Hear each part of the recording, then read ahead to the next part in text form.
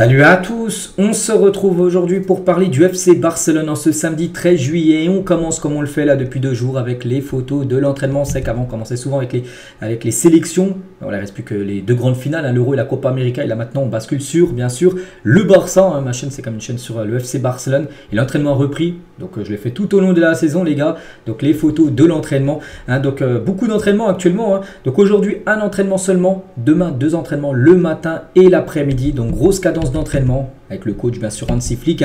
On peut voir le jeune Mika Faye, on peut voir aussi le jeune joueur allemand Noah Darwish qui s'entraîne bien sûr avec l'équipe première, Marc Casado, le capitaine de l'équipe B lors de l'entraînement du jour. Il espère bien sûr intégrer le groupe professionnel, à lui de faire bien sûr une très belle pré-saison. Ansu Fati aussi vraiment qui est au top de sa forme les gars, de son retour de près Brighton lui aussi, il espère bien sûr rester du côté du Barça. Victor Roque bien évidemment, tiens Victor Roque et Ansu Fati travaillent dur pour convaincre Hansi Flick qu'ils ont une place dans l'équipe première la saison prochaine. Tous deux se sont entraînés à un rythme soutenu lors des 2 premiers jours, enfin depuis mercredi en gros, depuis le premier entraînement qu'il y a eu.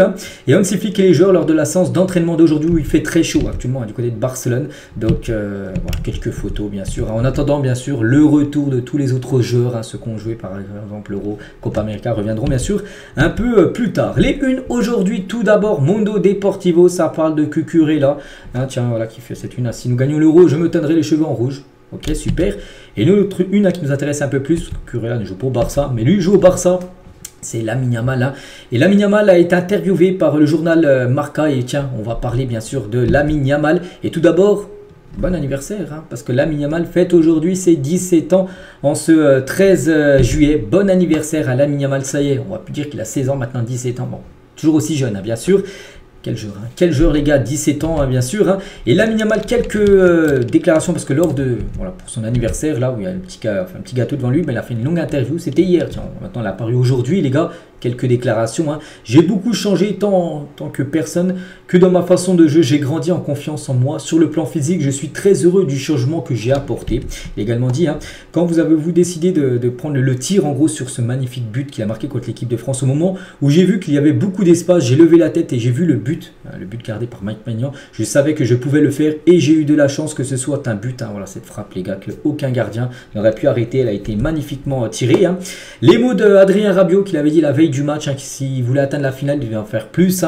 Et ben il a dit je ne pense pas à ces choses, ce qui est important c'est d'être là et d'aider l'équipe, rien de plus, je m'en fichais. Voilà. Toujours avec Lamine Yamal, comment je vois dimanche à la finale, donc une fin de rêve. Plus avec l'Angleterre comme rival, tout le monde veut jouer des matchs comme ça. Maintenant, ce que nous voulons, c'est que la coupe se termine en Espagne, bien sûr, et que voilà, le titre revient, bien sûr, à la sélection espagnole.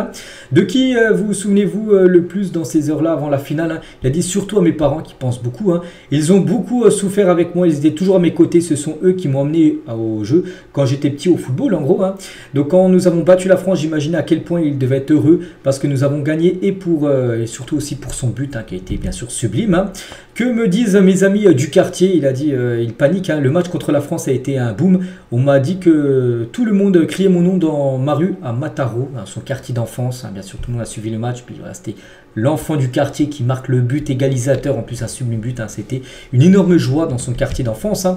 Mes amis de Rocafonda viendront-ils en finale, ces amis d'enfance? Il a dit certains le feront mais d'autres ne le pourront pas. Je vais essayer d'en apporter parce que bien sûr lui il a des places comme n'importe quel joueur. Tu as des places pour ta famille, tes amis, et voilà, il aura un quota de places, ou peut-être même il paiera les places, que maintenant il gagne bien sûr pas mal d'argent. Il va payer parce que peut-être ses amis d'enfance n'ont peut-être pas les moyens, donc il va payer, il va essayer d'en amener les plupart bien sûr pour suivre cette finale.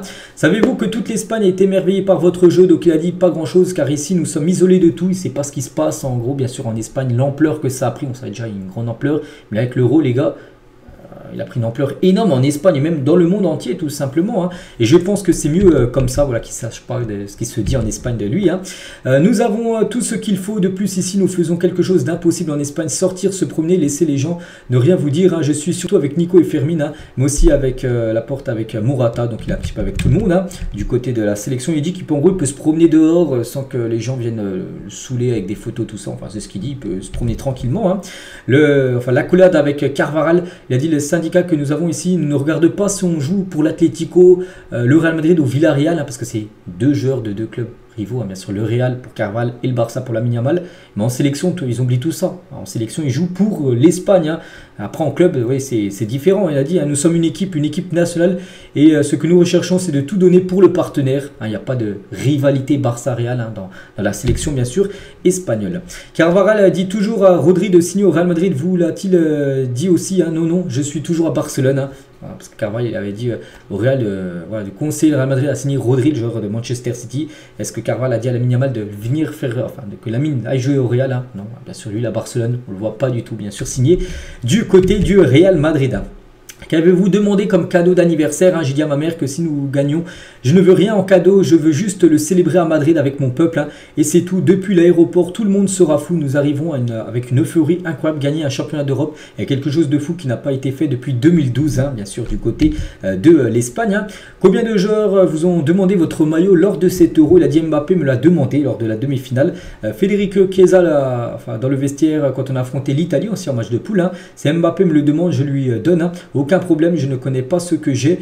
Quand nous avons gagné contre la France, je pensais à la finale, j'étais tellement excité que je ne m'en souviens plus des autres joueurs qui nous ont demandé le maillot tout simplement. Avez-vous déjà prévu une danse avec Nico en cas de victoire lors de cette finale demain? Ne voulons pas parler à l'avance, nous verrons si nous gagnons. Voilà, il ne veut pas porter le karma, tout ça. Il va déjà disputer la finale.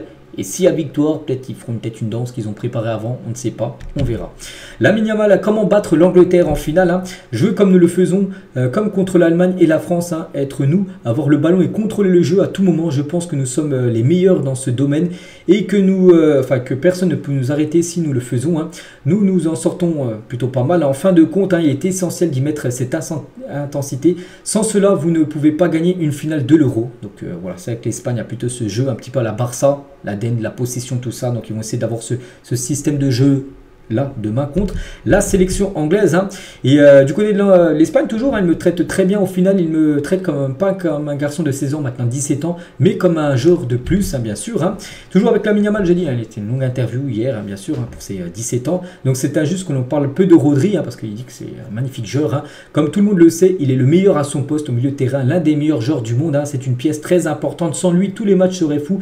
Il n'y aurait pas de contrôle. C'est le joueur, en gros, qui fait le contrôle tout simplement du match. C'est vrai qu'avec moi et avec Nico, il n'y a pas beaucoup de il y a beaucoup de verticalité, mais c'est lui qui est toujours là, les ballons tombent, celui qui donne du jeu à l'équipe, il est l'un des éléments les plus importants de l'équipe. Rodri, tout simplement le milieu de l'Espagne. Il parle aussi de Morata, le capitaine. Donc Morata est le capitaine, celui qui nous aide tous, celui qui laisse tous sur le terrain. Lors du premier match, il a ouvert le score avec un but. Il nous a donné la confiance dont nous avions besoin. C'est un joueur très important pour nous. Morata qui sera de nouveau le titulaire numéro 9 demain de l'Espagne, normalement pour cette finale.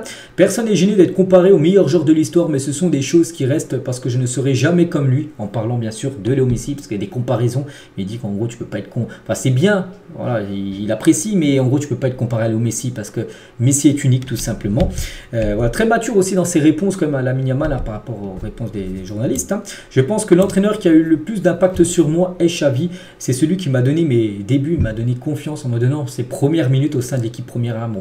Même si ça n'aurait pas été Xavi, Hansi Flick, les gars, au vu de ce qu'il fait, il ne serait pas resté en équipe B, les gars. Voilà, en équipe B, les gars. Déjà en Cup A, les deux, il est au-dessus des autres. Équipe B, ça devait être n'importe quoi aussi. Donc, oui, bien sûr, ça aurait été Hansi Flick qui l'aurait lancé. Mais voilà, il sera reconnaissant toujours sur Xavi. C'est le premier à l'avoir lancé, on peut dire, dans le grand bain du côté du Barça. Après le match contre la France, la première chose que j'ai été faite, c'était de m'endormir et de me reposer. Le lendemain, j'ai répondu à tous les messages parce qu'il a reçu beaucoup de messages sur son téléphone. Le soir même, il a répondu à personne. Il a dormi le lendemain. Là, il a répondu bien sûr à tout le monde. Lamine Yamal. Donc voilà, pas mal de déclarations au journal Marca. Et aussi quelques... Il y en a 3 ou 4 déclarations avec Gérard Romero. Vous savez, ce streamer, les gars, très bien renseigné sur le Barça. Tiens, il est en liaison interview avec Lamine Yamal. En raison de l'âge, j'ai grandi un peu plus vite que les autres. Andrés, le préparateur physique du Barça, est avec moi depuis que j'ai commencé. J'ai toujours dit que le football n'était que des jambes, mais non, il faut avoir aussi un minimum de physique. Voilà ce qu'il a pu dire. Il a dit, je ne regarde généralement pas les vidéos des adversaires car elles ont toujours tendance à avoir de bonnes actions. Je préfère ne rien regarder et de la première action, faire ce que je veux. Par exemple, demain, il est lié droit, donc demain, le défenseur, dans ce couloir, je ne sais plus c'est qui, du côté de l'Angleterre. Bon, il ne va pas superviser le jeu du défenseur droit de l'Angleterre, qui sera dans la même couleur que lui. Il va voilà, il sera l'instant T tout simplement, il va voir ce qu'il va faire. Hein. Quel numéro vais-je porter la saison prochaine? Je m'en fiche du numéro que je porte. Hein. Tant que je joue, je m'en fiche. Peut-être le numéro 17 que Marcos avait à l'époque, hein, Marcos Alonso qui quitte le club. Hein. Mais je m'en fiche, on parle beaucoup du numéro 10, on parlera peut-être juste après. Hein. À mon poste, ce que je préfère, c'est commencer sur l'aile et finir dans l'axe, hein, comme dans le match contre la France. Mais je joue partout, l'entraîneur me place. Donc voilà, et toujours avec Lamine Yamal. Est-ce que Flick m'a dit quelque chose sur la finale? Il m'enverra certainement un texto demain, le jour du match, en gros, voilà, lors de la finale. Hein. Nous sommes en communication constante. Hein, voilà, on s'explique, a déjà des contacts, bien sûr, avec Lamine Yamal. Et tiens, par rapport au numéro de maillot, hein, il a dit peut-être qu'il allait prendre, je sais combien, le 17. Hein, mais voilà, entre un 17 et un numéro 10, ça a plus de hype, on va dire, le numéro 10, hein, surtout pour Lamine Yamal. Et donner le numéro 10 à Lamine Yamal serait une énorme opportunité marketing pour le Barça. Sa renommée et son charisme apporteraient beaucoup de revenus au club. Hein. C'est vrai que parce que peut-être il y en a qui veulent le maillot de Lamine Yamal, mais peut-être ils attendent le Lamine Yamal 10. Hein. C'est vrai que 10 et 17, c'est pas le même numéro. 10, les gars, serait le successeur, bon, oui, de Fati, mais surtout de Léo Messi. Un 10 dans l'équipe, voilà, c'est toujours un numéro symbolique. Hein. C'est que je pense que le Barça, les gars, ce serait très bien de lui donner le numéro 10 à Lamine Yamal par rapport aux ventes de maillots. Déjà, qui est le club du Barça qui vend le plus de maillots au monde. Hein. Je pense, les gars, que ce serait une énorme rentrée d'argent et ce serait le joueur qui vendrait le plus de maillots, hein, s'il aurait le 10 dans le dos, Lamine Yamal. Et toujours avec lui, tiens, parce qu'on a parlé quasiment que de lui aujourd'hui, parce que ça reste comme un joueur exceptionnel et surtout il fête son anniversaire, donc voilà, on fait une petite parenthèse surtout sur Lamine Yamal. Et bien une fresque murale à Rocafonda, la ville natale de Lamine Yamal, bien sûr, hein, son quartier d'enfance. On va parler, tiens, de Dani Olmo, hein, son avenir, parce que ce joueur est pisté par le Barça, très bon joueur, hein. N'oubliez pas que ce joueur a marqué en 8e, en quart, en demi-finale. Voilà, celui qui remplace Pedri, il a dit, hein, nous verrons, nous avons une finale devant nous, je ne veux pas entrer dans le vif du sujet, ces problèmes sont traités par des personnes en qui j'ai entièrement confiance, son agent, tout ça, mais lui pour l'instant, focus à 100% sur la finale, bien sûr Dani Olmo, et il parle bien sûr de Lamine, qui est un grand joueur, le plus important est sa mentalité, sa façon de penser, il est calme, un bon garçon, quoi qu'il arrive, ça sera bon pour lui et pour nous, hein, donc voilà ce qu'a pu dire Dani Olmo, et tiens, parce que Dani Olmo il est en conférence de presse sur la finale de demain, hein, et tiens, là, concernant la finale, regardez le ballon qui sera utilisé pour cette grande finale demain entre l'Espagne, où on espère, enfin moi personnellement j'espère que l'Espagne gagnera, surtout qu'il y a quand même 4 joueurs du Barça, l'Espagne côté anglais, il y a 0 joueurs du Barça, donc voilà, ce magnifique ballon. Et concernant Gavi, les gars, il ne jouera pas, parce que Gavi, les gars, il est blessé. Gavi, tiens, il est plutôt à l'entraînement du côté du Barça, mais il sera présent demain soir pour la finale. Hein. Deco sera également présent, voilà, dans les tribunes tout simplement pour suivre cette rencontre.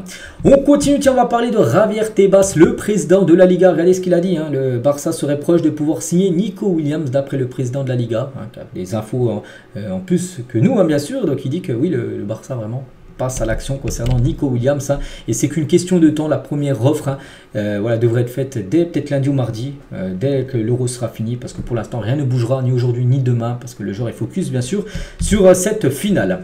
On va parler de ce joueur, Jaden Philogène. J'en ai parlé, tiens, ces dernières semaines. Je dis que le Barça est intéressé par ce joueur de Hull City, une équipe de 2e division, et bah du coup il ne viendra pas au Barça parce que l'heure Hugo de Fabrizio Romano à Aston Villa.